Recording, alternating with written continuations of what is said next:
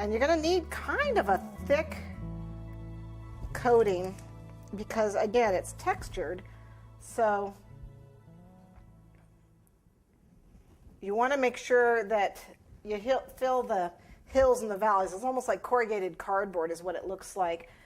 So you want the low spots not too thick, but you need to cover the high spots.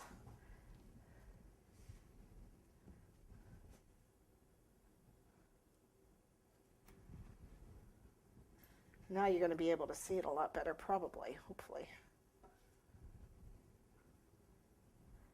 All right. So you can see it's a little thin right here. A little thin right there. Okay.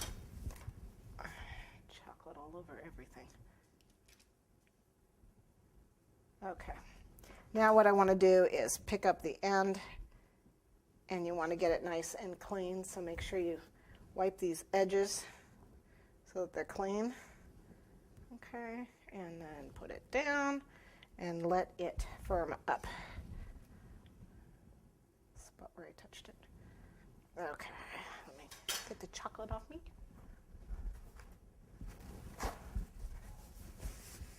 And what we need to do now is watch it because it's going to set up really fast. As soon as it starts to lose its shine, we know the chocolate is starting to set. And I can actually see it already on the top here starting to set up, which I know you can't really see, but I can. So I'm going to get this out of the way.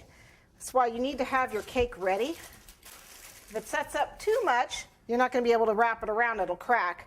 And if it's not set up enough, it's going to run. So I think we're okay, though. I think we're going to go ahead and wrap it around. So starting from the base, touch at the base and bring it up, straight up, come around, keeping this low and making sure you touch your cake. Make sure this is touching the bottom. And what you need to do is just touch them together here. Okay, but do not do this on your cake or you end up with a rippled wrap. So don't, rub your cake. Just get them to touch here. Okay, I think we've got it.